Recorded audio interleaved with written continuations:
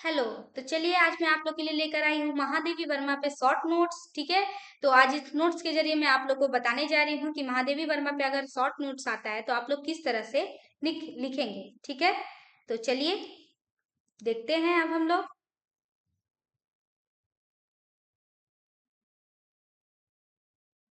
अब आप लोग देख रहे हैं यहाँ पे लिखा है महादेवी वर्मा सन 1907 से 1987 ईस्वी। यानी इनका जो है जन्म है ये 1907 और मृत्यु है 1980 ईस्वी। ठीक है।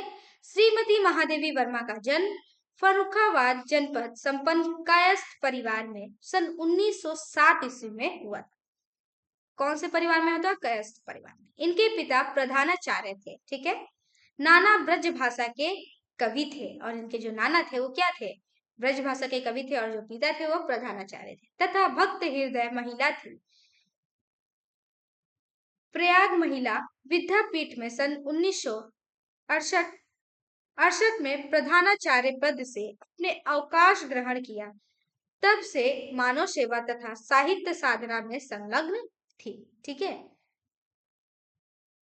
हिंदी के प्रतिष्ठित कवियों में उनका नाम बड़े ही सम्मान से लिया जाता है। किनका नाम? महादेवी वर्मा जी का। ठीक है।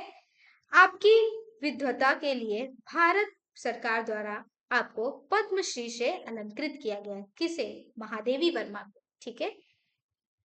साहित्यिक सेवाओं के लिए आपको शेक्सपियर तथा मंगला प्रसाद पुरस्कार से भी प्राप्त हो चुके हैं। सन 1983 में आपको ज्ञानपीठ पुरस्कार तथा उत्तर प्रदेश के भारत भारती पुरस्कार से सम्मानित किया गया।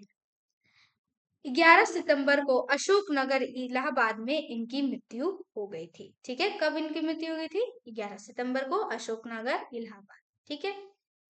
सौम्य करुणामय भावुक हृदय महादेवी जी उत्कृष्ट चित्रवती वेदना के कावित्री तथा यथार्थ पथक गद्य लिखनी थी। और इनमें क्या है? करुणामय यानी बहुत ज्यादा क्या है? करुणा में वही होता है बहुत ज्यादा इमोशनल। भावुक हृदय जो है महादेवी वर्मा की चित्रवती वेदना की कविता। चित्रवती वेदना की यही होता है जैसे कि आप लोग कोई भी कहानी कविता कुछ भी पढ़े तो आपको उसको पढ़ते समय ही क्या है उसके आगे या फिर अपने माइंड में या फिर आपके सामने एक समक्ष जो है एक प्रतिबिंब तैयार हो जाए। एक जो है इमेजिनेशन का एक जो है चित्र यानी एक जो है तस्वीर तैयार हो जाए। ठीक है। उसे कहते हैं। छायावादी कवियों की वृहत चतुष्टय प्रसाद पंत निराला महादेवी।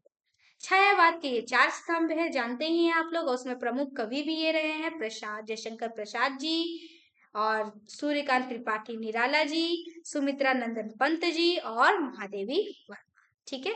में इनका प्रमुख स्थान है। यद्यपि आपको मुख्य साहित्यिक क्षेत्र काव्य है किंतु उच्च कोटि की गद्य रचनाओं का भी अपने प्राण ने किया है। ठीक है। किसने? महादेवी वर्मा ने। ठीक है। विशिष्ट गंभीर काव्य की आलोचनाओं के साथ ही विवेचनात्मक गद्य की प्रस्तुत करने में पूर्ण सफल रही है। ठीक है। इन्होंने गद्य की भी रचना की है। ये नहीं कि सिर्फ कविताओं की रचना की है। इन्होंने नारी जगत समस्या को प्राय अपने निबंधों का वर्ण विषय बनाए। यानी नारी जगत विषय समस्या यानी नारी की जो समस्याएं होती हैं उसको ये अपना क्या विषय वस्तु बनाए। ठीक है। इन्होंने गद्य तथा पद्य दोनों में अपनी लेखनी चलाई है और दोनों में आपको चोटी की सफलता प्राप्त हुई है। चोटी की सफलता मतलब चोटी क्या होती है? पर्वत की चोटी को बोलते हैं यानी बहुत ऊंची जो है सफलता मिली है। गद्य और पद दोनों में। गद्य और पद आप लोग जानते ही हैं काव्य और गद्य कहानी को कहा जाता है। ठीक है। कहानी और कविता को। ठीक है। अब आप लोग इनकी कुछ प्रमुख रचनाएं मैं आप लोगों को बता दूंगी। उसे आप लोग चाहे तो ऐसे भी जैसे जिस तरह से मैं दी हूँ उस तरह से डाल सकते हैं या तो उसे एक वाक्य के जरिए आप लोग बना के डाल सकते हैं। तो महादेवी वर्मा की प्रमुख रचनाएं निम्नलिखित है। निबंध संग्रह है उनका छड़दा श्रृंखला की कड़ियां, साहित्यकार की आस्था और निबंध। ठीक है। स्मरण और रेखा चित्र है अतीत के चलचित्र, पथ के साथी, स्मृति की रेखाएं तथा मेरा परिवार। आलोचना में पुस्तक है उनकी हिंदी का विवेचनात्मक गद्य, काव्य ग्रंथों की भूमिकाएं तथा निबंध।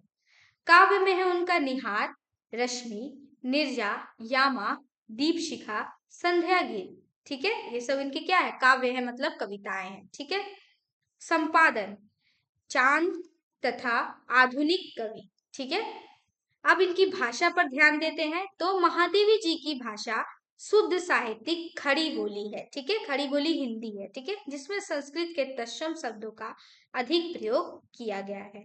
तत्सम मतलब कि जो है देश में बने होते, तद्भव जो भाषा होते हैं वो संस्कृत के होते हैं, ठीक है, आप लोग ये जानते ही होंगे, बचपन से पढ़ते आ रहे हैं। भाषा बड़ी ही संयत तथा प्रीण है, साथ ही अद्भुत सुकुमारता, सर्वत्र विद्वान है, ठीक है। छायावादी कविता में महादेवी वर्मा ने वेदना तथा रहस्यवाद को ही स्वीकार किया है। वेदना यानी विरह को, और रहस्यवाद यानी अज्ञात सत्ता के प्रति जिज्ञासा।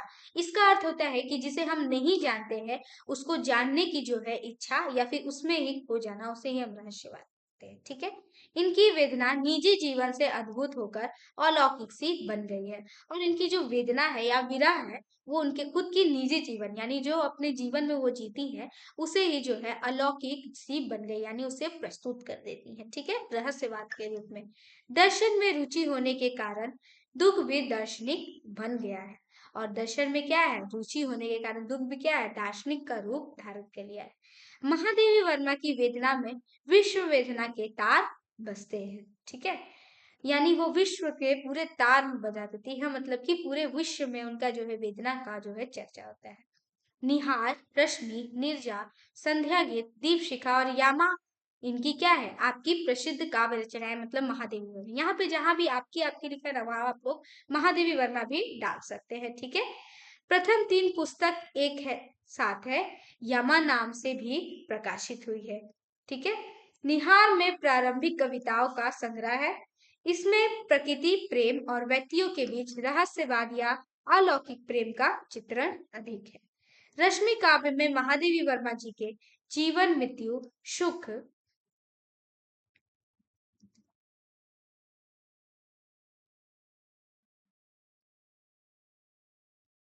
एक सेकेंड,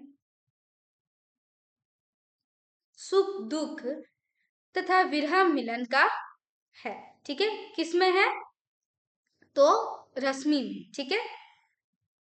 महादेवी वर्मा जी जीवन को दीपक की भांति जलाकर प्रियतम का पथ आलोकित करने का व्रत ले रही है।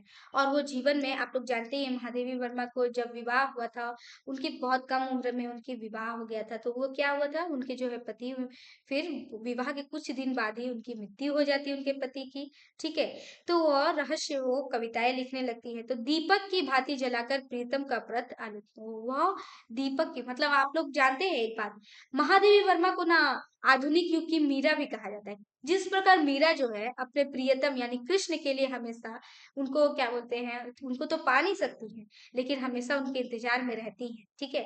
उसी तरह महादेवी वर्मा भी दीपक की भांति जलाकर अपने प्रियतम का पथ अलौकिक करने का व्रत ली है, ठीक है। मधुर मधुर मेरे दीपक जल, इन गीतों में प्रकृति के अनेक मधुर चित्र मिलते हैं, और वो मधुर मधुर जो है ऐसी वो कविताएं लिखती है ना, जिसमें उन्हें क्या, चलिए उनके पंक्ति के हम लोग देखते हैं किस तरह से है उन्होंने व्यक्त किया है अपनी कविताओं में। उन्होंने छायावाद की कवित्री रही है, तो उनमें तो प्राकृतिक चित्रण मिलेगा ही, प्राकृतिक चित्रण, रहस्यवाद, ठीक है। तो धीरे धीरे उतर क्षितिज से आ बसंत रजनी, कहीं कहीं प्रकृति से साम्य स्थापित करती है, ठीक है। और धीरे धीरे उतर क्षितिज से आ बसंत रजनी, यानी कि यहाँ तो एक ओर से वो अपने प्रियतम के लिए क्या, उनके लिए क्या बिछा रही हैं कि हाँ धीरे धीरे उतर क्षितिज से आ बसंत, यानी धीरे धीरे उनके जो है प्रियतम आए, और एक तरफ क्या है, बसंत रजनी, यानी बसंत की जो रात को बुला रही है धीरे धीरे, ठीक है। मैं नीर भरी दुख की बदली, इस कविता में भी क्या है, उनके प्रकृति का बहुत ज्यादा जो है दुख वर्णन मिलता है। अब उनकी शैली कैसी है, तो महादेवी जी की शैली अत्यंत सरस तथा प्रभावोत्पादक है। काव्य की शैली गीत है, जबकि गद्य में शैली विवरणात्मक, रचनात्मक और अंतररचनात्मक। काव्य यानी कविता की जो शैली है, गीत है, यानी कि उसे गा कर प्रस्तुत किया जा सकता है। वही लेकिन गद्य की जो शैली है, यानी जो कहानी की है, विवरणात्मक, यानी उसमें बहुत ज्यादा विवरण किया हुआ है, विवरणात्मक यानी इस तरह से विवेचन किया है कि आप लोगों को पूरा अर्थ समझ आ जाए, ठीक है। और अंत व्यंजक यानी कि उसमें के अंदर जो आत्मी भावनाएं हैं, यानी उसके अंदर की जो भावनाएं को अच्छे से प्रस्तुत किया गया है, यानी डीपली गया, ठीक है। तो महादेवी वर्मा पे यह शॉर्ट नोट्स है, आप लोग इसके जरिए जरूर लिखे, आप लोग चाहे तो मैं जिस तरह से जो रचनाएँ लिखी हूँ, उसे आप लोग वाक्य में भी लिख सकते हैं या फिर वैसे पॉइंट्स देके भी लिख सकते हैं। ठीक है? तो आज के लिए इतना ही, अगले वीडियो में हम लोग मिलते हैं। Okay, bye.